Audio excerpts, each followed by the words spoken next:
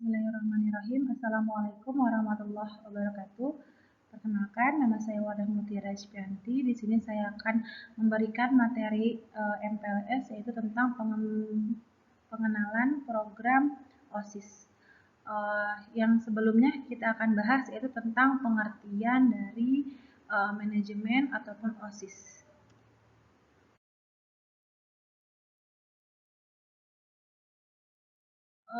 Pengertian dari manajemen organisasi dan OSIS. Oke, organisasi adalah wadah serta proses kerjasama sejumlah manusia yang terkait dalam hubungan formal dalam rangkaian hierarki untuk mencapai tujuan yang telah ditentukan. Itu adalah pengertian organisasi. Kemudian, pengertian manajemen organisasi adalah proses pengorganisasian, perencanaan, memimpin dan mengendalikan sumber daya dalam suatu entitas dengan tujuan keseluruhan mencapai tujuan. Tujuan tersebut dapat bermacam-macam tergantung dengan organisasinya. Kemudian, OSIS. OSIS adalah salah satu wadah organisasi siswa yang sah di sekolah. Oleh karena itu, setiap sekolah wajib membentuk organisasi siswa intrasekolah atau OSIS yang tidak mempunyai hubungan organisasi dengan OSIS di sekolah lain dan tidak menjadi bagian atau alat dari organisasi lain yang ada di luar sekolah. Itu adalah pengertian manajemen organisasi maupun OSIS. Kemudian, yang kita bahas selanjutnya adalah tentang fungsi OSIS. Salah satu fungsi OSIS adalah ciri pokok suatu organisasi ialah memiliki berbagai macam fungsi. Demikian juga dengan OSIS, sebagai suatu organisasi memiliki pula beberapa fungsi dalam mencapai tujuan. Sebagai salah satu jalur dari pembinaan kesiswaan, fungsi OSIS adalah satu, sebagai wadah atau tempat. Yang kedua, sebagai motivator. Yang ketiga, sebagai preventif. Dan yang kita bahas selanjutnya adalah tentang tujuan OSIS. Tujuan OSIS adalah menghimpun ide, pemikiran, bakat, kreativitas, serta minat para siswa ke dalam salah satu wadah yang bebas dari berbagai pengaruh negatif dan luar sekolah.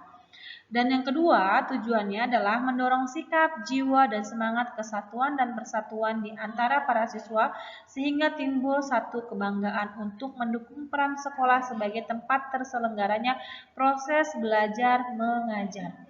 Nah, tujuan yang ketiga adalah sebagai tempat dan saran untuk berkomunikasi, menyampaikan pikiran dan gagasan dalam usaha untuk lebih mematangkan kemampuan berpikir, wawasan, dan pengambilan keputusan. Oke, kalau fungsi dan tujuan serta pengertian sudah dibahas, selanjutnya adalah tentang struktur dari yang namanya OSIS atau organisasinya ya. Seperti kepala sekolah, susunan yang teratas, kemudian wakil kesiswaan, pembinaan OSIS, pembina keuangan, ketua OSIS, wakil ketua 1, wakil ketua 2, serta sekretaris, wakil sekretaris, bendahara, wakil bendahara, dan anggota-anggota lainnya. Itu adalah struktur dalam organisasi OSIS. Kemudian tugas pengurus OSIS adalah yang pertama, menyusun dan melaksanakan program kerja sesuai dengan AD atau ART OSIS serta GBPK yang disusun dari MPK. Kemudian yang kedua, selalu menjunjung tinggi nama baik dan kehormatan martabat sekolah. Dan yang ketiga, kepemimpinan pengurus OSIS bersifat kolektif. Yang keempat, menyampaikan laporan pertanggungjawaban kepada pembina OSIS, MPK, dan tembusannya kepada perwakilan kelas pada akhir jabatannya. Dan yang terakhir, tugas pengurus OSIS adalah selalu berkonsultasi kepada pembina. Kemudian, tugas pengurus OSIS dalam arti di sini adalah ketua, tugasnya yaitu memimpin organisasi dengan baik dan bijaksana, mengkoordinasikan semua aparat kepengurusan. Yang ketiga, tugasnya menetapkan kebijaksanaan yang telah dipersiapkan dan direncanakan oleh aparat kepengurusan. Dan yang keempat, memimpin rapat. Yang kelima, menetapkan kebijaksanaan dan mengambil keputusan berdasarkan musyawarah dan mufakat.